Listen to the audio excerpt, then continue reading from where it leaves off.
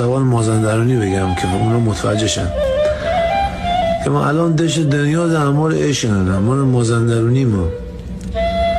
ای من وین به تهرونی شما وینینی لحجه رو عوض کندنی. ای ده چیزه؟ ای من چی کنم ده؟ دشت دنیا الان مازرون نگه با. ای لحجه رو عوض نکنیم راجان. والله بده هم عادی صحبت کنم میتره من وینی کی من کنه دوتی هیچ کس من نون راجان. تو وقتی لحجه هر زبونی رو دانی یعنی یاد زبون دیگر هم بلدی. من اگه گپ زمه ته لحجه دارم یعنی مازندرانی بالام گپ بزنم که خانه رو دنیا